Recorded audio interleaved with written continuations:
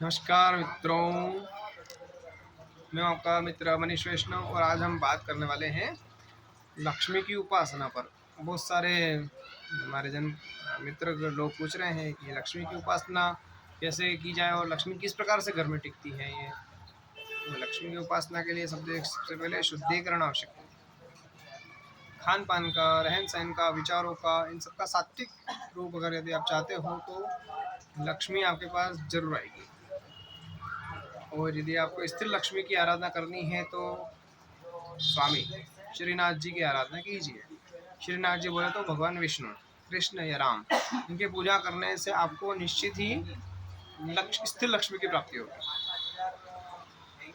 और श्री विष्णु की आराधना करने का एक शुभ फल और शुभ परिणाम ये भी होगा कि आपके घर में जो समस्याएं हैं किसी प्रकार की, दैहिक दैविक भौतिक सभी प्रकार की समस्याओं का अंत हो जाएगा, क्योंकि ये मायापति है। और मायापति की आराधना करने से माया आपको छल नहीं सकती, पर आपका साथ जरूर देती। मतलब विष्णु की आराधना करने से माया, योग माया और महामाया, ये तीनों की गति जो है वो श्री विष्णु के अधीन है। तो आप बोलोगे माया किसे बोलते हैं? माया वो जो संसार में उलझा है।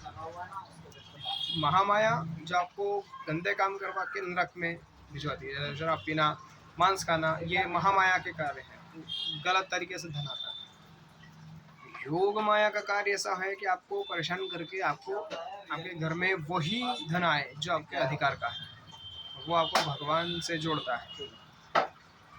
तो लक्ष्मी के तीन स्वरूप हैं। यदि आप श्री विष्णु की आराधना करते हैं तो लक्ष्मी आपके घर में स्थिर टिक सकती है, इसकी गारंटी है। कुल देवताओं की प्रसन्नता पर भी बहुत निर्भर करता है।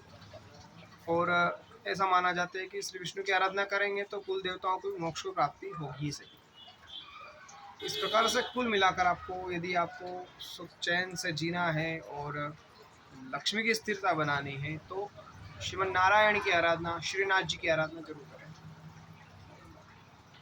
दूसरा, लक्ष्मी कौन सी लक्ष्मी हमारे लिए शुभ फलदायिनी है? तो देखिए, एक कहते हैं उल्लू पे बैठने वाली, जो उल्लू पे बैठने वाली लक्ष्मी यहाँ रहती है ना, पैसा, वो आपको मूर्ख बनाती है, उल्लू बनाती है। दूसरी होती है गरुड़ वाहिनी लक्ष्मी। गरुड़ वाहिनी लक्ष्मी वैष्णवी का रूप है और वो महामोक्ष को देने वाली है, क्योंकि परमात्मा श्री नारायण के साथ में वो निवास करती है। तीसरी होती है कमल पर विराजमान होने वाली, जो जिसके दोनों हाथों में कमल और एक से अभय और एक में दान की मुद्रा रहती है, उसको बोलते हैं कमल वाहिनी, कमलानी लक्ष्मी। तो वो गृहस्थ जीवन में बहुत सुख शांति और निरोगता यादें देने वाली हैं। उसकी आराधना करने से आपको सब प्रकार की सुख संपत्ति वगैरह और घर में शांति, ये सभी गति मिलेगी। चौथी होती है गजवाहिनी लक्ष्मी। आपने देखा हो तो गज सूंड में भरकर जल से उसका अभिषेक कर रहे होते हैं, वो गज पर निवास करने होते हैं, उस पर बैठती है। गजवाहिनी लक्ष्मी आपको अनेक प्रकार की सिद्धियां देती है। ये वो रहती हैं साधुओं के पास में, जैसे उन्होंने कुछ मन में कामना की और वो पूर्ण हो जाती है, उसको बोलते हैं गजवाहिनी लक्ष्मी। आपके साथ में भी, दूसरों के साथ में भी, वो भी गजवाहिनी लक्ष्मी बहुत परमहंसों को प्राप्त होती है और सिद्धों को प्राप्त होती है। यदि आप भी उसकी उपासना करते हैं तो आपको भी उसका लाभ मिलता है। आपके घर में सुख समृद्धि और संपत्ति तो आती है, पर उसके साथ में वो धन वैभव भी आपको इस प्रकार से देती है कि आप दूसरों का भी कल्याण कर सकते हैं, उनके संकटों को, दुखों को काट सकते हैं। वो है गज लक्ष्मी का प्रभाव। वो सिद्धियां देती हैं, अणिमादि सिद्धियां होती है ना, वो देती है। अब लक्ष्मी जो है ना, वो सात्विकता में जो आएगी, नौ निधियां जो होती है ना, वो लक्ष्मी का ही स्वरूप है। ऐसा ही स्त्रियों के स्वभाव भी बताए गए हैं कि वो 9 प्रकार की होती हैं। तो जो लक्ष्मी पद्मिनी है वही आपके लिए कल्याणकारी है, क्योंकि एक प्रकार की लक्ष्मी आती है तो आदमी अस्त्र शस्त्र इकट्ठे करता है, एक आती है तो नशा आदि करता है, एक आती है तो मांस वगैरह खाता है, एक आती है तो कलह करता है, इसी प्रकार। परंतु जो लक्ष्मी पद्मिनी है, महापद्मिनी है, वो सुख समृद्धि लेके आती है। लक्ष्मी का मतलब ये नहीं कि आप खाली पैसा आता जाए, बोले अन्याय से आ रहा है, कैसे आ रहा है, नहीं, वो पैसा जो आपको निरोगता दे, रोग नहीं आने दे। एक लक्ष्मी के आने से रोग भी आता है, एक लक्ष्मी के आने से आपके घर में मृत्यु भी बन जाती है। पैसा बहुत होता है, पर उनके परिवार के लोग जो बच्चे होते हैं वो टकरा के मर जाते हैं, या कुछ उल्टा उल्टा काम कर लेते हैं, या बीमारी से क्षय हो जाते हैं। तो हमको ऐसी लक्ष्मी की आवश्यकता नहीं, हमको लक्ष्मी वो चाहिए जो हमको सब प्रकार से मंगल और शुभता दे, वैवाहिक जीवन में भी आनंद से रहें, कोई लड़ाई झगड़ा नहीं हो, हंसी खुशी से रहें। तो इस प्रकार की लक्ष्मी की हमको आवश्यकता है। वो आती है पद्मिनी, और वो आती है शुभ कार्य करने से और श्री लक्ष्मी नारायण की आराधना करने। देखिए लक्ष्मी जो है, दुनिया लक्ष्मी के पीछे भागती है, और ये आपको पता नहीं कि लक्ष्मी जो है मूर्ख बनाती उल्लू पर बैठने वाली है, और वो नारायण पर स्थिर रहती है। नारायण जहाँ रहते हैं वहाँ। और जो व्यक्ति नारायण या श्रीमन भगवान श्री कृष्ण या श्री राम के अधीन रहते हैं, तो लक्ष्मी उनके अधीन रहती है, क्योंकि भगवान जहाँ भगवान नारायण की आराधना करेंगे वहाँ पर भगवान निवास करेंगे। और यत्र जहाँ पर भगवान नारायण निवास करते हैं वहीं पर स्थिर लक्ष्मी का निवास होता है, सभी प्रकार के मंगलों का निवास होता है। ऐसा गीता शास्त्र में बोला गया है अंतिम श्लोकों में। तो हमें ये चाहिए, और वो कैसे होगा? भगवान की आराधना करने से, शुद्धिकरण धारण करने से।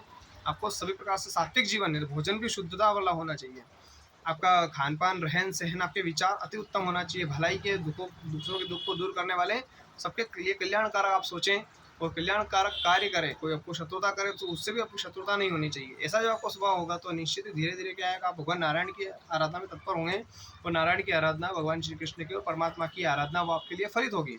और एक प्रकार से आप लक्ष्मी के जो शुभ प्रभाव हैं उनको आप भोग पाएंगे। नहीं तो लक्ष्मी के प्रभाव को अच्छी तरीके से कोई भोग नहीं पाया है। करोड़ोपति भी, राजा भी रंग हो गए हैं, धूल में मिल गए हैं। और जो परमात्मा की इस प्रकार सच्ची सेवा की, तो सुदामा की भांति शुरू में तो तकलीफ आती है, परंतु जब श्री कृष्ण से मिलन हो जाता है तो वही सुदामा अरबों खरबों के मालिक हो जाते हैं, और दुनिया के दुख दूर करने वाले हो जाते हैं, और दुनिया को भी धनवान करने वाले हो जाते हैं।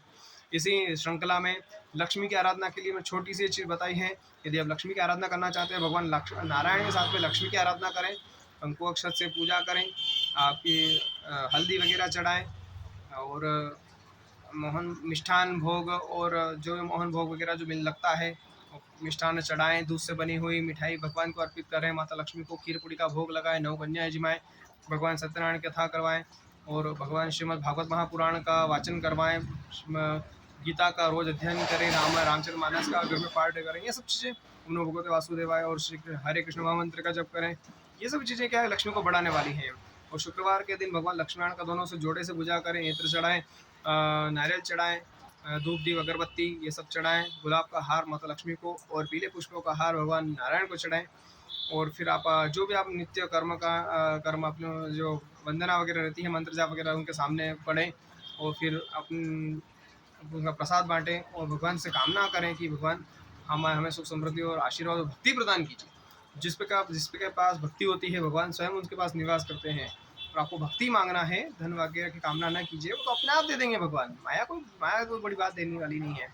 परंतु यदि आप इस प्रकार से भगवान की आराधना करेंगे, आप देखिए, आप धीरे धीरे आपके सारे संकट खत्म हो जाएंगे, भगवान आपको अपनी गोद में ले लेंगे, माता लक्ष्मी आपको पुत्र की तरह प्यार करेगी, आपको कभी किसी चीज़ की आवश्यकता नहीं होगी, कमी महसूस नहीं होगी। इसी के साथ में और अच्छी अगली वीडियो के साथ में हम फिर मिलेंगे। मैं आपका मित्र मनीष वैष्णव, और आपके प्रश्नों का इंतजार करूंगा। यदि आपको कोई प्रश्न है तो आप मुझसे कमेंट बॉक्स में पूछ सकते हैं, वहाँ पर मेरे नंबर भी दिए हुए हैं, तो वहाँ से लग कर भी आप हमसे संपर्क कर सकते हैं, और प्रवचन आदि के लिए भी संपर्क कर सकते हैं। इसके साथ में जय श्री राम।